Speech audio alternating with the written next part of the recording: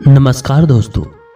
आज मैं आपको सुनाऊंगा एक गरीब ग्वाले लड़के की प्रभु भक्ति की कहानी एक गरीब किसान की लड़की की है जो अलग अलग गांव के लोगों को दूध पहुंचाने का काम करती है।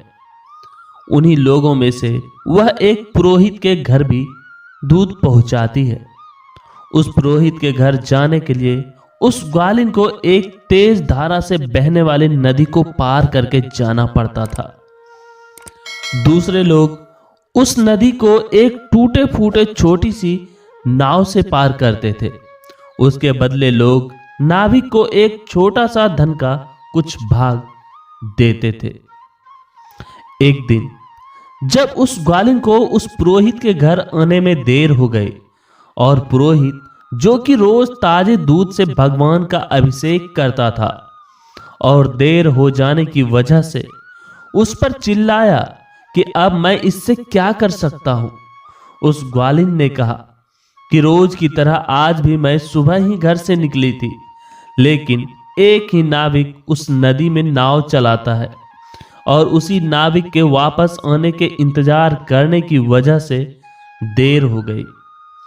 तब यह सुनकर पुरोहित ने गंभीर मुद्रा धारण करते हुए उससे कहा कि लोग तो भगवान का नाम जपते हुए बड़े बड़े समुद्र पार कर जाते हैं और तुम ये छोटी सी नदी पार नहीं कर सकते।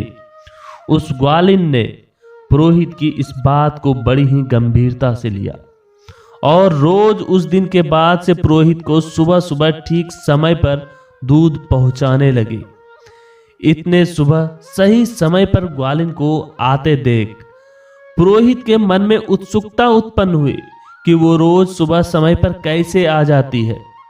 तो एक दिन वो पुरोहित अपने आप को रोक नहीं पाया और उस ग्वालिन के आते ही पूछा कि अब तो तुम कभी देर नहीं करती, लगता है नदी में और भी नाविक आ गए हैं। तब वो ग्वालिन बोली, नहीं पंडित जी, अब तो मुझे नाविक की कोई जरूरत ही नहीं पड़ती। आपने ही तो उस दिन कहा था कि लोग बड़े बड़े समुद्र भगवान का नाम जपकर पार कर लेते हैं और मैं ये छोटी सी नदी पार नहीं कर सकती।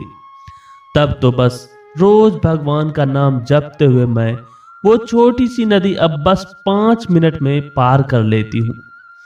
लेकिन उस पुरोहित को उस ग्वालिन की बातों पर विश्वास नहीं हुआ। उसने कहा कि तुम उस नदी को कैसे पैदल पार करती हो, ये मुझे दिखा सकती हो। तब ग्वालिन और पुरोहित दोनों उस नदी की तरफ चल पड़े और वो ग्वालिन उस नदी के पानी पर पैदल चलने लगी। ये देखकर वो पुरोहित भी उसके पीछे पीछे नदी पर चलने को आगे बढ़ा, लेकिन जैसे ही पैर आगे नदी में बढ़ाया वो नदी में गिर पड़ा। तब वो ग्वालिन जोर से चिल्लाए कि आपने प्रभु का नाम नहीं लिया, देखो आपके सारे कपड़े गीले हो गए।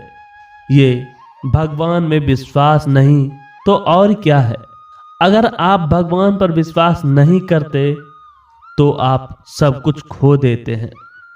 विश्वास अपने आप पर और विश्वास भगवान पर करनी चाहिए। यही जीवन का रहस्य है।